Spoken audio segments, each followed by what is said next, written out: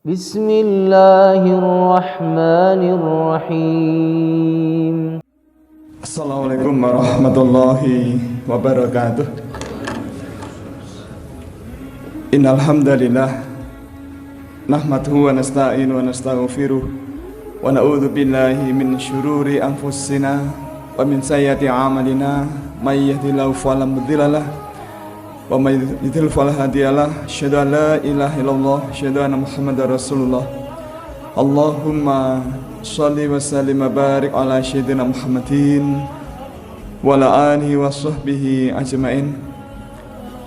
Qala Allah ta'ala fi kitabil karim, a'udzu billahi minasyaitonir rajim. Bismillahirrahmanirrahim. Ya ayyuhalladzina amanu kutiba alaikumus syiyam kama kutiba alal ladzina min qablikum la'allakum tattaqun. Wa qala Allah ta'ala fi kitabil karim, a'udzu billahi minasyaitonir rajim. Bismillahirrahmanirrahim. Ya ayyuhalladzina amanu kulu min thayyibati ma razaqnakum washkuru lillahi in kuntum iyyahu ta'budun. Ibu bapak masyarul muslimin jamaah salat subuh yang kami hormati dan yang disayangi, yang dirahmati Allah Subhanahu wa taala.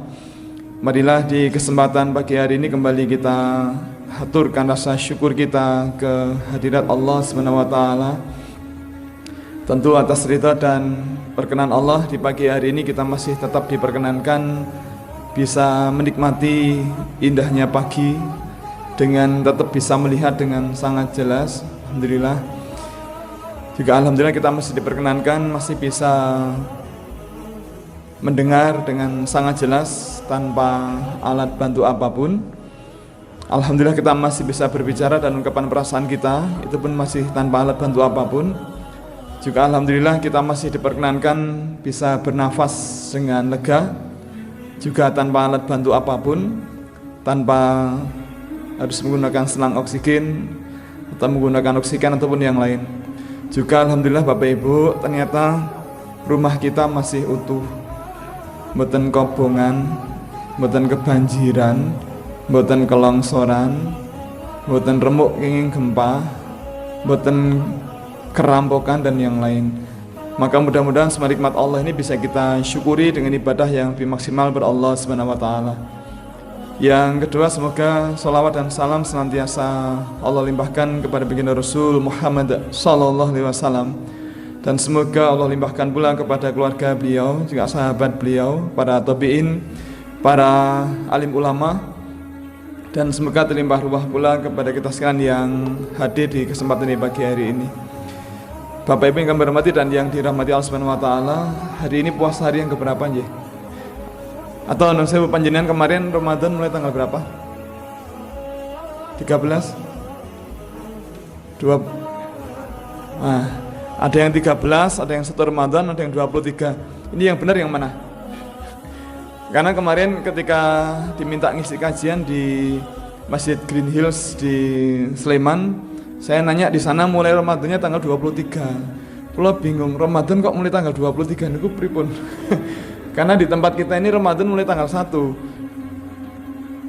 Oh sami nggih. Tanggal 2, tanggal 1. Karena pertanyaannya adalah Ramadan ini mulai tanggal pinten?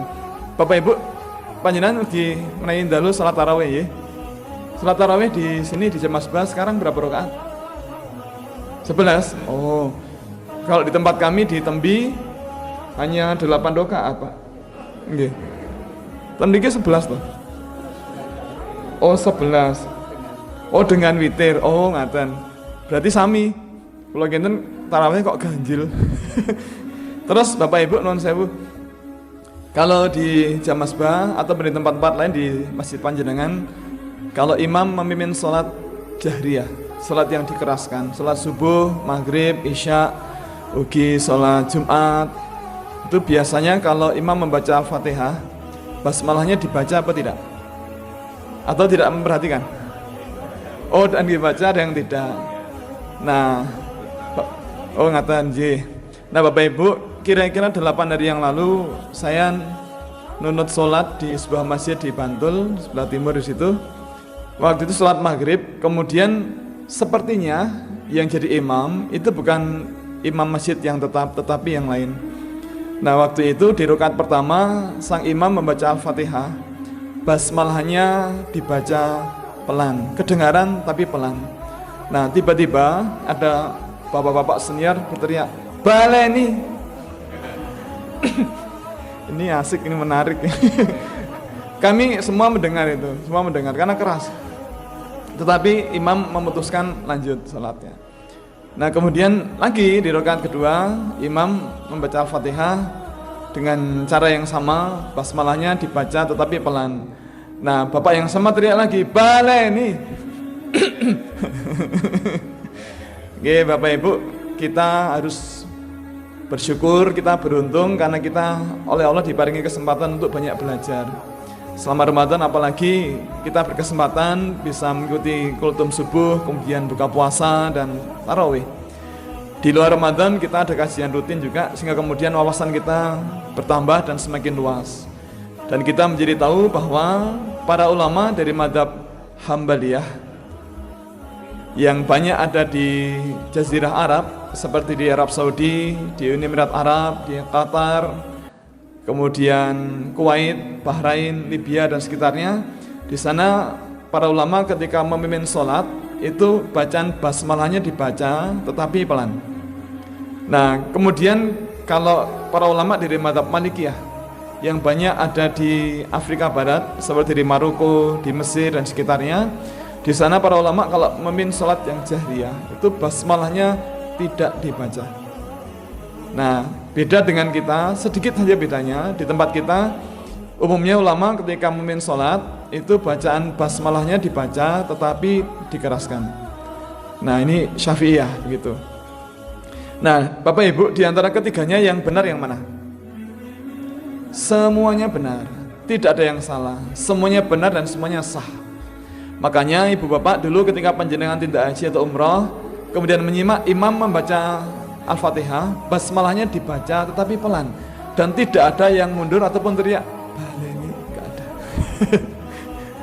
Nah, Bapak Ibu, kemudian kan kita mengenal nih bahwa para ulama dan umat Islam yang mengikuti pendapat Imam Malik itu kan dipanggilnya sebagai Maliki begitu. Kemudian kalau di India, Pakistan, Bangladesh, para pengikut Imam Abu Hanifah dipanggilnya sebagai Hanafi. Kalau yang di Jazirah Arab, pengikut Imam Ahmad bin Hambal dipanggilnya Hambali. Nah, kita di Indonesia, di Asia Tenggara, pengikut Imam Syafi'i dipanggilnya adalah Syafi'i. Nah, Bapak Ibu, sewu panjenengan semua bisa bahasa Arab ya. Minimal bahasa Arab dasar. Sewu bahasa Arabnya saya itu apa? Ana. Kalau panjenengan Anda begitu? Antum atau anta kalau laki-laki. Nah, kalau kita ditanya sesuatu kemudian kita mengatakan tidak itu bahasa Arabnya apa? Nah kalau iya, naam. Nah, Bapak Ibu, kemarin itu ada cerita, ada orang Jogja yang umroh. Kemudian ketika masuk ke Masjid Nabawi, nampaknya beliau terlambat sehingga kemudian ketinggalan jamaah sholat maghrib.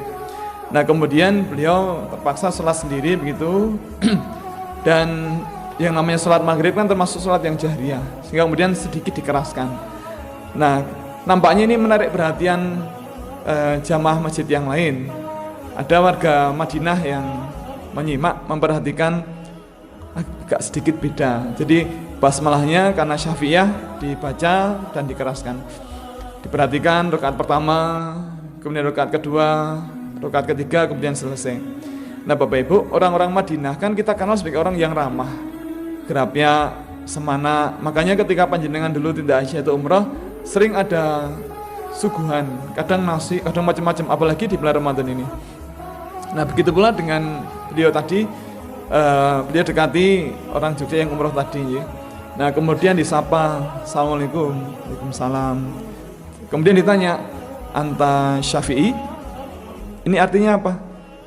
Panjenengan mazhabnya Syafi'iyah, anta Syafi'i? Jawabannya, la, ana Jumadi. Nggih mboten salah, memang namanya Pak Jumadi. Tapi inilah Bapak Ibu, Alhamdulillah kita bisa belajar, kita oleh Allah diparingi kesehatan sehingga kemudian bisa ke masjid, semakin bertambah ilmu dan seterusnya. Nah Bapak Ibu, di bulan Ramadan ini panjenengan susah atau senang? Kenapa kok senang? Senengnya kok lemes gitu? Senang tenanan apa mboten? Kita mestinya senang. Kenapa senang? Karena masjidnya tambah rame. Kemudian kalau maghrib tidak usah masak. Kemudian amal ibadah yang sunnah dinilai pahala wajib sebagaimana ibadah wajib. Kemudian amalan ibadah dilipat gandakan. Bahkan kemudian Rasul juga bersabda dalam sebuah hadis yang sangat terkenal, man shoma ramadhana imanan wahtisaban ghufira lahu ma taqaddama min dzambi. Barang siapa berpuasa Ramadan dengan sepenuh iman dan mengharapkan pahala dari Allah Subhanahu wa taala, ghufira lahu ma taqaddama min dzambi, akan diampuni dosa-dosanya yang telah lampau. Bahkan beliau juga mengatakan man qama ramadhana imanan wahtisaban ghufira lahu ma taqaddama min dzambi. Barang siapa qiyam Ramadan, barang siapa salat tarawih dengan sepenuh iman dan mengharapkan pahala dari Allah Subhanahu wa taala, ghufira lahu ma taqaddama min dzambi, akan diampuni dosa-dosa yang telah lampau. Maka mestinya kita senang karena Allah menjanjikan pengampunan dosa.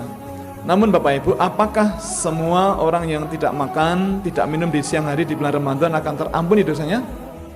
Tidak. Karena Rasul juga bersabda, betapa banyak orang yang berpuasa tetapi tidak mendapatkan apa-apa kecuali lapar dan dahaga saja. Maka Bapak Ibu, menjadi keperluan kita, menjadi kebutuhan kita untuk berhati-hati dengan makanan yang kita konsumsi. Jangan sampai kemudian ketika Ramadan, ketika puasa, kita melakukan sesuatu yang kemudian mungkin tidak batal puasanya tetapi pahalanya batal. Nah Bapak Ibu, kalau siang-siang di bulan Ramadan kita lupa kemudian makan sate kambing, terus membuat es teh begitu, itu puasanya batal apa tidak? Siang-siang di bulan Ramadan kemudian lupa makan, batal apa badan? Kalau lupa tidak batal. Kenapa tidak batal? Karena lupa. Rasul nate ngendika, hukum itu tidak dikenakan kepada orang yang lupa atau terpaksa atau dipaksa. Jadi kalau kita lupa kemudian makan, minum sampai kenyang, ya itu rezeki dari Allah. Ya mudah-mudahan kita lupanya sering. Tapi Bapak Ibu, kalau siang-siang di bulan Ramadan terus ndobos ngapusi, niku posone batal apa mboten? Ulangi. Monggo fokus. Bapak Ibu, kalau siang-siang di bulan Ramadan terus ngapusi, bohong, berdusta, niku posone batal apa mboten? Tidak. Jangan khawatir, tidak batal, tetapi pahalanya berkurang sampai habis, bahkan berdosa. Rasul bersabda, barang siapa berpuasa tetapi tidak meninggalkan kata-kata yang dusta dan tetap beramal dengannya, maka Allah Azza wa Jalla merasa tidak butuh dia meninggalkan lapar dan dahaganya. Begitu pula Bapak Ibu, kalau siang-siang di bulan Ramadan terus nyolong, itu posone batal apa mboten? Batal apa mboten? Mboten, jangan khawatir, puasanya tidak batal. Tapi pahalanya berkurang sampai habis, bahkan berdosa. Mungkin dapat pahala, tapi kemudian dibatalkan Allah Subhanahu wa taala. Nah, tahun lalu saya pernah matur ke Bapak Ibu. Ini refresh ya, mengingatkan kembali. Bapak Ibu kan ini kemarin selama beberapa hari kan kita hujan terus ya. Nah, barangkali tadi malam itu hujan yang terakhir di musim ini. Kemudian mulai hari ini nanti panas terus sampai besok Lebaran. Misalnya, jangan. Nah, yang Godselo maring ini ku. Nah, kemudian ibu barangkali punya ide supaya buka puasanya seger, terus masak sayur asem. Nah, sayur asem itu bahannya apa mohon? Kacang panjang, jang tanah, jagung, daun su, kulit ninju, napa melih? Jipang. Semuanya dapat kecuali setunggal mawon, bimbing mulu. Nah, terus cari kemana-mana mboten wonten. Ten Pasar Bantul mboten wonten, ten Gabusan nggih mboten wonten. Idul menika nggih mboten wonten. Wah, niki pripun kirang sedep. Nek ngangge asem nggih saged tapi kan kurang mantep. Nah terus kondur, pas lewatan ngajeng Ibu Bambang, oh ternyata nembe kemutan Ibu Bambang niku kagungan wit niku Blimbing Wuluh dan baru berbuah sangat lebat. Mengke tak sowan mriku. Nah kemudian barang bawaan belanjaan di kondur ditinggal di rumah, kemudian agak siang sowan ke Ibu Bambang, tetapi kok pintu rumah tutupan, jendela juga tutupan, bahkan lampu teras dinyalakan. Apa tindakan? Kemudian teriak, Bu Bambang, yang Blimbing Wuluh nggih, nggih, monggo mendhet piyambak gangsal kilo. Nuwun sewu niku mboten pareng, karena bukan milik kita. Terus ngiwut Ibu. Juga pernah suatu ketika Bapak Ibu di kampung Pringwulung napa nggih? Uin itu nyebrang ke utara, masuk dekat Rusunawa itu Pringwulung nggih. Waktu itu ada pengajian ibu-ibu malam hari.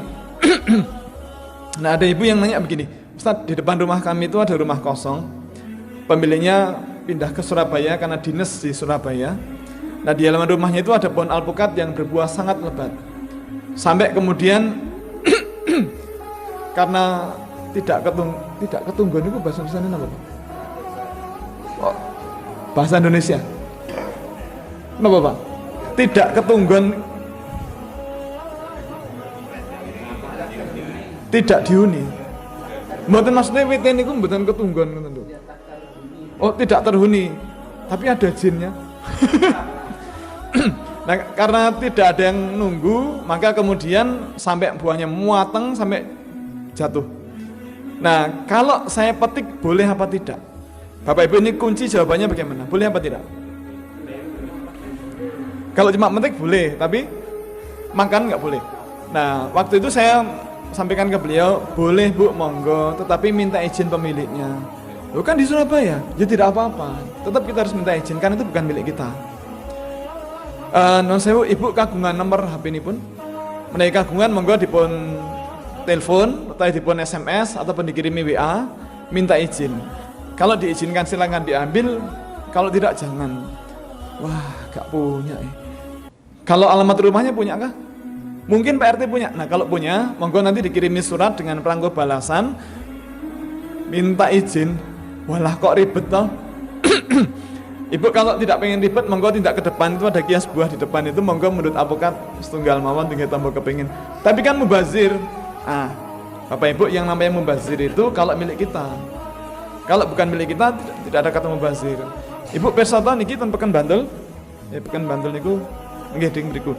Niku ten Kilan Peken kalih ten ler kidul Peken ora kathah motor sing terajak ngen parkiran nggih. Dari pagi, siang, sore, bahkan sampai kepanasan, kehujanan, kok eman-eman nggih ketingali mubazir. Nek mengke siang kita ke situ ambil satu motornya bawa pulang boleh apa tidak? Kita mubazir. Ya tidak boleh. Kenapa tidak boleh? Bukan milik kita. Nah, maka monggo. Kemudian Bapak Ibu, tentu panjenengan pernah juga sering mendut buah di kios buah atau di supermarket ya. Nah lalu bagaimana kalau kita ngicipi? Kan sering ngicipi ya. Ngicipi kan biasa buah-buah yang kecil, lengkeng, duku, rambutan, anggur, duren.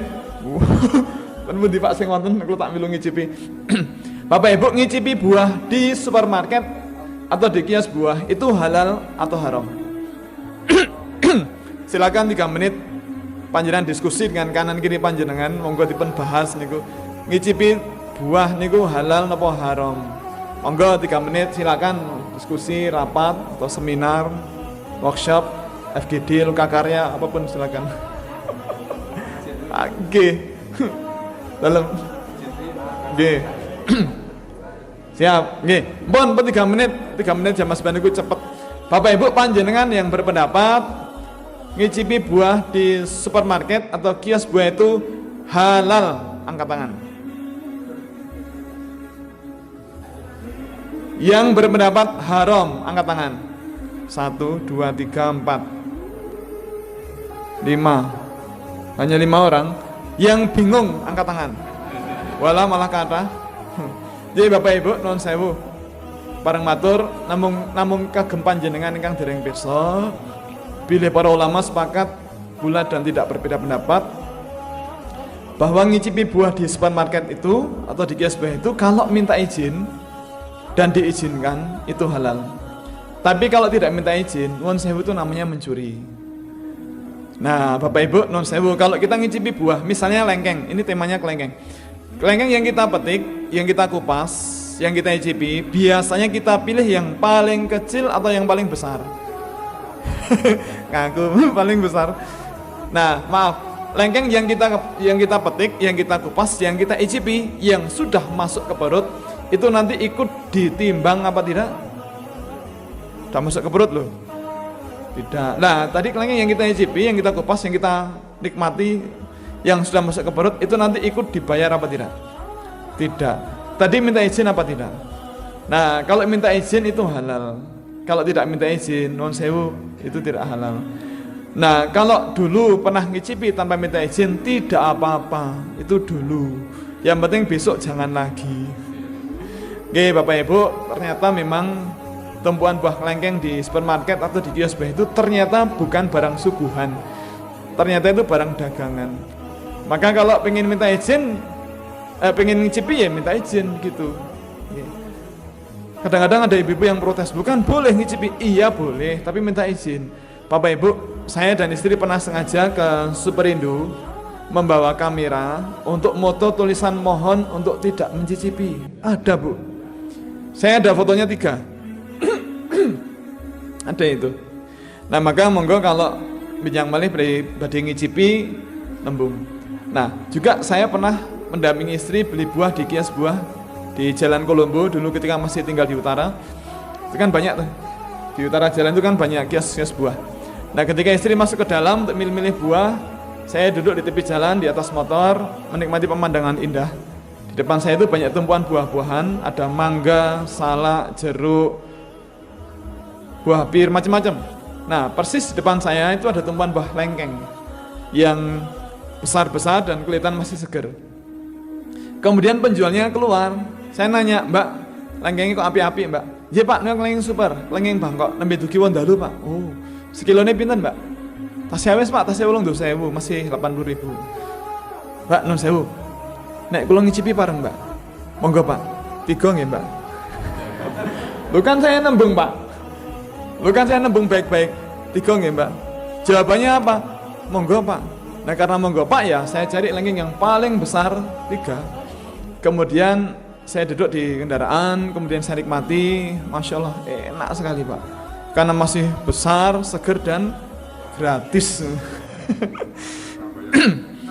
Lagi niku apa Pak? Nah, kemudian ketika lengkeng yang ketiga sudah selesai saya makan, nah kebetulan mbaknya keluar lagi. Ya, saya bilang, Mbak, pantesan jenengan niku sugih, pinter milih buah, barangnya nggih api-api, tur jenengan nggih baik hati, gemar menabung dan tidak sombong. Nek kula ngicipi milih pareng Mbak. Niki sanes mbujuki namung usaha. Nah, jawabannya monggo Pak. Kalih ya Mbak. Monggo Pak. Bapak Ibu ngicipi buah lengkeng itu 5 butir. Kalau kita minta izin dan diizinkan itu halal. Tapi satu saja kalau tidak minta izin nuwun sewu itu halal.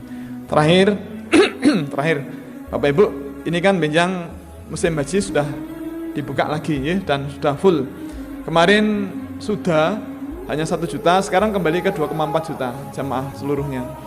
Nah, Bapak Ibu yang mau tidak haji tahun ini atau mau berangkat umroh, kan biasanya kan kalau kondur kan ngasih oleh-oleh ya. Ini bukan nembung atau bujui, tidak. Biasanya kalau pulang haji atau umroh kan ngasih oleh-oleh. Apa biasanya? Air zam-zam, kita mungkin coklat, terus kurma. Nah, Bapak Ibu, bagaimana cara nembung di sana? Kalau mau ngicipi itu bagaimana cara minta izinnya? Karena di sepanjang Miswala itu kan banyak warung-warung ya, toko-toko kecil yang jualan aneka macam souvenir dan oleh-oleh. Di Bin Dawud juga banyak, apalagi di pelataran Uhud itu kan banyak ya. Ada kurma yang hitam-hitam ajwa, ada mejol, ada Tunisia yang agak panjang mengkilap itu, ada yang manis banget sukari, ada rutop yang setengah mateng manis banget. Bagaimana cara nembung? Minta izin halal. Nah gini Bapak Ibu, Binjang yang akan berangkat umroh dan baru kali ini akan berangkat umroh, begini cara minta izin. Jadi kita berdiri persis di depan tumpuan buah kurma, kemudian kita diam, perhatikan dari tumpuan itu kurma yang paling kita perhatikan kurma yang paling bagus, paling besar. Kemudian kita ambil, tanyakan pada penjualnya, halal? Jika dijawab halal, kantongi, itu halal untuk kita. Kemudian kita geser ke kiri satu langkah.